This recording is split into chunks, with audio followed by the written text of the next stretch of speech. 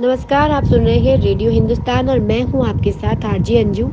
Radio कहानी में आज की कहानी का शीर्षक है मेरे नाम से पहले आएगा नाम तुम्हारा। ये कथा है भगवान कृष्ण और राधा के बीच उस घटना की जिसका वर्णन आज मैं आपके सामने कर रही हूँ। मित्रों, वृंदावन से मथुरा जाने के बाद कृष्ण फिर कभी वृंदावन वापस नहीं लौटे थे। केवल 2 बार वह राधा से मिले थे, एक बार कुरुक्षेत्र में और दूसरी बार उनके मिलन की कथा है। ये घटना उस मूसल युद्ध के पहले की जिसमें शराब पीकर आपस में लड़ते हुए सभी यदुवंशी मर गए थे। प्रभास क्षेत्र यादवों का एक बहुत पवित्र स्थल था।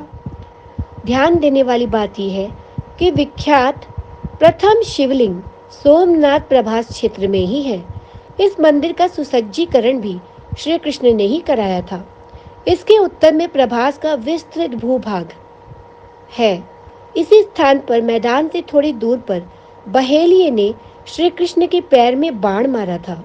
यहाँ हर वर्ष एक पूजा समारोह होता था जिसमें यादव गणतंत्र के सभी लोग आबाल वृद्ध भाग लेते थे। गोलोक जाने के पहले एक बार श्री कृष्ण ने समस्त ब्रजवासियों को प्रभास तीर्थ में मिलने के लिए बुलाया था। वृंदावन से जाने के बाद राधा कृष्ण की यही दूसरी और अंतिम भेंट थी। रुक्मणी भी आई थी। इस पर सूरदास जी ने एक बहुत ही भावपूर्ण पद भी लिखा था। रुक्मणी राधा ऐसो भेटी, रुक्मणी राधा ऐसो भेटी, बहुत दिनन की बिछुरी जैसे एक बाप की बेटी।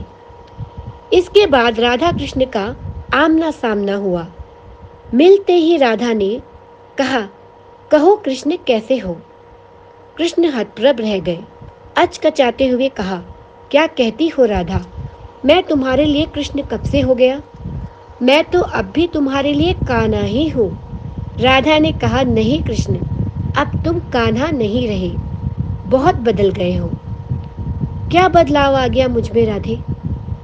राधा ने कहा, कोई एक बात हो तब ना बताऊं। अगर तुम श्याम होते तो सुदामा के पास तुम जाते। सुदामा को तुम्हारे पास नहीं आना पड़ता। तुम वनमाली थे, तुम्हारे गले में वनमाला शोभती थी। शायद तुम्हें नहीं मालूम हुआ होगा कि तुम्हारे लिए माला बनाने के लिए मैं और मेरी सखियां ललिता, विशाखा, अनुराधा, कुसुम शैया आदि वृंदावन के 7 वनों से फूल चुनती थी।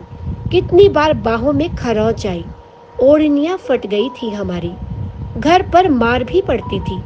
पर जब तुम वही वनमाला पहनकर हंसते थे तो आत्मा तृप्त हो जाती थी। लगता था कि लोक परलोक दोनों बन गए। आज तुम गले की वह वनमाला नहीं पहनकर रखे हो। कहाँ गई वो वनमाला। आज तुम्हारे गले में हीरे जवाहरात जड़े सोने की माला है। जिन हाथों में मुरली शोभायमान होती थी उन हाथों में सुदर्शन चक्र आ गया है। जब तुम मुरली बजाते थे तो मनुष्य क्या, पशु पक्षी भी सुनने के लिए जुट जाते थे। आज उन्हीं हाथों से संहार कर रहे हो। लोग कहते हैं कि तुम भगवान हो और ऐसा तुमने भी गीता में कहा है। मतम परतत्रन्नान्यत् किंचितस्ति धनंजयः मयि सर्वमधि मश्रुतम सूत्रे मणिगणा इव। पर मैंने तो तुम्हें ब्रह्म माना ही नहीं है। तुम तो मेरे नंद के लाल मुरलीधर श्याम थे, एक सामान्य ग्वाला। तुम्हारे इस रूप का तो पता ही नहीं था। तुमने उद्धव को भेजा था हमें निर्गुण ज्ञान बताने के लिए। उद्धव ने तो बताया ही होगा कि हमारा प्रेम क्या है और उनकी गति क्या है। कृष्ण सुनते रहे और तब कहा, लेकिन मैं तो तुम्हें अब भी याद करता हूँ। तुम्हारी याद आती है तो आंखों से आंसू निकल जाते हैं राधे। राधा ने कहा, लेकिन मैं तो तुम्हें कभी याद नहीं करती। याद तो उसको किया जाता है जो कहीं दूर चला गया हो। तुम तो कभी मेरे हृदय से गए ही कहाँ थे जो याद करना पड़ता। रही मेरे न रोने की बात तो कान्हा, मैं इसलिए नहीं रोई कि मेरी आंखों में बसे हुए तुम कहीं आंसुओं के साथ निकल न जाओ। भक्त का भाव देखकर भगवान विवल हो गए। बोले, राधे तुम जीती मैं हारा। राधा बोली, याद रखना कृष्ण, मेरे बिना अधूरे रहोगे तुम। संसार में जहां भी तुम्हारी पूजा होगी, मैं साथ रहूंगी। एक जगह को छोड़कर, जगन्नाथ जी, कोई ऐसा मंदिर और नहीं होगा जहां मैं तुम्हारे साथ नहीं होऊंगी। हमेशा तुम्हारे नाम के पहले मेरा नाम लिया जाएगा। ठीक उसी प्रकार जैसे पूर्व में प्रभु श्री राम के पहले माँ सीता का नाम आया, भगवान श्री कृष्ण ने एवमस्तु कहा और एक अंतिम बात कही कि राधा, अब इस जन्म में मेरी तुम्हारी भेंट नहीं होगी, पर मैं तुम्हें कुछ देना चाहता हूँ। जो भी इच्छा हो मांग लो। राधा ने कहा, कन्हैया, मुझे तो सब कुछ मिल चुका है और कुछ नहीं चाहिए। मेरा तुम्हारा प्यार अमर रहे। जब तक इस धराधाम पर एक भी प्राणी जीवित रहे, मुझे तुम्हारे साथ याद करता रहे।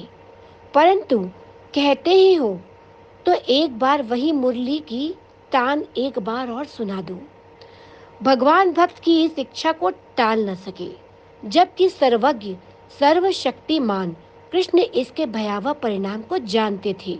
फिर भी उन्होंने बहुत दिनों से संजो कर रखी हुई बांसुरी निकाली और एक अद्भुत अविस्मरणीय तान छेड़ दी। सारा संसार तरंगित हो उठा। यद्यपि कृष्ण ने अनेकों बार मुरली बजाई थी, पर यह तान कुछ विलक्षण थी, बहुत विलक्षण। अद्भुत शांति थी और हृदय के तार को झंकृत करने वाली थी। ऐसी धुन न कभी बजी थी और न कभी बजेगी। सुध बुध खोकर राधा वंशी की धुन सुनती हुई श्री कृष्ण में समा गई। जय जय श्री कृष्णा, जय जय श्री राधे। तो इसी के साथ मैं लूंगी अनुमति और कहूंगी यही कि बोलते रहिए राधे और कृष्ण का नाम और करते रहिए अपने काम। जय श्री राधे, जय जय श्री कृष्णा। नमस्कार।